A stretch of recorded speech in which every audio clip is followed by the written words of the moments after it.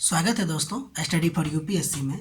हम लोग ecology current affair की भी शुरुआत कर रहे हैं। एक्चुअली जनवरी बहुत समय पहले आपको बताया गया था। अब हम लोग फरवरी पार्ट 1 करेंगे इकोलॉजी करंट अफेयर में। देखिए, इसमें पहला नंबर टॉपिक जो आपको चर्चा में था वह ब्रह्मगिरी वन्यजीव अभयारण्य के बारे में। तो ब्रह्मगिरी वन्यजीव अभयारण्य के बारे में 3-4 पॉइंट देखते हैं। पहली बात तो देखिए, कर्नाटक राज्य में है, ठीक है, और साथ ही साथ आपको वेस्टर्न घाट का हिस्सा है ये, यानी कि वेस्टर्न घाट जैव विविधता हॉट स्पॉट का ये हिस्सा है, ठीक है। कभी कभी यहाँ पे ना किस प्रकार के वन पाए जाते हैं ये भी पूछ देता है, तो ध्यान रखिए यहाँ पे ज़्यादातर एवरग्रीन फॉरेस्ट पाया जाता है, या ट्रॉपिकल हो या सेमी हो या डेसिडुअस फॉरेस्ट हो, ठीक है। तो इस बात को ध्यान रखिएगा। यहाँ पे एक नदी जिसका नाम है लक्ष्मण तीर्था यहाँ से निकलती है, जो कावेरी की सहायक नदी है। इस बात को भी ध्यान रखिएगा। यहाँ के जीव जंतु में खासकर सिंह पुच्छ बानर यानी कि लाइन टेल मकाक बोलते हैं इसको। इसके अलावा हाथी, बाघ, मालाबार, विशाल गिलहरी भी आपको यहाँ पाया जाता है। ये 4 बातें आपको ब्रह्मगिरी वन्यजीव अभयारण्य के बारे में ध्यान रखना है। इसके अलावा आपको सरिस्का टाइगर रिजर्व भी आपको चर्चा में आ रहा था, क्योंकि इको सेंसिटिव जोन इसको घोषित किया जा रहा है, इसीलिए। तो देखते हैं, ये पहली बात तो ये राजस्थान में है और अरावली पहाड़ियों में ये फैला हुआ है, ठीक। यह विश्व का पहला ऐसा रिजर्व है जहाँ पे बाघों का सफलतापूर्वक स्थानांतरण किया, यानी कि री इंट्रोड्यूस यहाँ पे फिर से किया इसको, ठीक है, री इंट्रोड्यूस किया गया। विश्व का पहला ऐसा टाइगर रिजर्व बन गया है ये, ध्यान रखिएगा, ठीक है।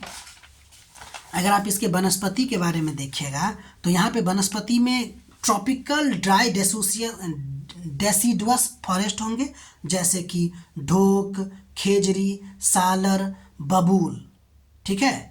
इसके अलावा जीव जंतु में आप देखिए तो बाघ होगा, तेंदुआ होगा, सांभर, तितली, जंगली सुअर इत्यादि यहाँ पे पाया जाता है। ये बात का भी इसका इम्पोर्टेंस है ऐतिहासिक और सांस्कृतिक, कि इस क्षेत्र में आपको पांडुपोल, भानगढ़ किला, अजबगढ़, प्रतापगढ़, सिलिसेड झील ये ज़्यादा इम्पोर्टेंट है, और जयसमंद झील इस क्षेत्र में आपको पाया जाता है। इस बात को भी ध्यान रखिएगा। अगला नंबर टॉपिक जो आपको चर्चा में था वो अरावली चर्चा में था। क्यों चर्चा में थी? क्योंकि हरियाणा सरकार क्या किया था, गुरुग्राम और नूह में 3858 हेक्टेयर में अरावली सफारी पार्क परियोजना का प्रस्ताव रखा। तो पर्यावरणविदों ने इसका विरोध करना शुरू कर दिया। तो इसके बारे में देखते हैं कि ये भारत का सबसे प्राचीन पर्वतमाला में से एक है, और ये लगभग 4 राज्यों गुजरात, राजस्थान, हरियाणा और दिल्ली में फैला हुआ है। इसका डायरेक्शन ध्यान रखिएगा कि ये साउथ वेस्ट से नॉर्थ ईस्ट की तरफ फैला हुआ है, ठीक है। तो ये अरावली के बारे में हुआ। कुछ और बातें देखते हैं अरावली के बारे में। इसकी प्रमुख शिखर हम लोग जानते ही हैं, गुरु शिखर है, माउंट आबू पे है।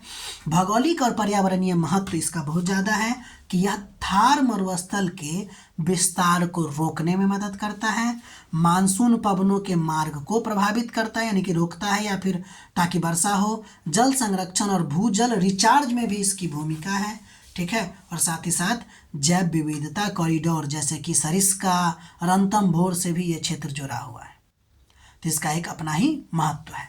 अगर आप इसके हिमालय के से तुलना कीजिएगा तो हिमालय जहाँ युवा वलित पर्वत है, तो अरावली प्राचीन वलित पर्वत है, ठीक है। और इस अरावली का जो निर्माण है वो प्रोटेरोजोइक युग में हुआ था, ठीक है। अरावली से बहने वाली नदियों में बनास और साहिबी नदी है जो यमुना की सहायक है, और एक नदी लूनी है जो कच्छ के रण में क्या होती है, बहती है। ये सब आपको अरावली में बहने वाली नदियाँ हैं, ठीक है। तो ये अरावली के बारे में आपको बताएं। अगला नंबर टॉपिक जो आपको चर्चा में था वो था आपको एंटी साइक्लोन। देखिए, मुंबई के तट पे क्या हुआ कि हाल ही में तापमान बहुत ज़्यादा वृद्धि हो गया, को कहा गया ये तापमान वृद्धि हुआ, उसको बताया यह प्रति चक्रवात के कारण हुआ है, जिसके वजह से क्या हुआ कि परिस्थितियां वहाँ की क्या हो गई, शुष्क हो गया, स्थिर हो गया, गर्मी बहुत तेज हो गई, और ध्यान दीजिएगा प्रदूषक फंस गया। प्रदूषक को फैलना चाहिए था ना, तो ये फैला नहीं, क्या हुआ कि आपको फंस गया, यहीं पर रह गया, लोगों को मतलब कि परेशानियां होने लगी। तब ये एंटी साइक्लोन होता क्या है, देखिए यह हाई प्रेशर सिस्टम होता है, यानी कि उच्च दाब का क्षेत्र होता है, जिसमें हवा ऊपर से नीचे, डिसेंडिंग एयर होती है और केंद्र से बाहर की तरफ जाती रहती है, केंद्र से बाहर। अगर आप इसके वायु प्रवाह की बात कीजिएगा तो उत्तरी गोलार्ध में ये क्लॉकवाइज और दक्षिणी गोलार्ध में एंटी क्लॉकवाइज होता है। ठीक है, अगर मौसम पर प्रभाव की बात कीजिएगा तो आसमान साफ रहेगा, यानी कि बादल उदल का निर्माण नहीं होगा, बरसात नहीं होगा, अभी देखें ना वहाँ पे। इसके अलावा सर्दियों में कोहरा, पाला, प्रदूषण फंसना इत्यादि जैसे परिस्थिति देखने को मिलता है। ठीक है, अगर आपको हमारा प्रयास अच्छा लग रहा है तो लाइक कीजिए, सब्सक्राइब कीजिए, शेयर कीजिए। ठीक है, मिलते हैं अगले वीडियो।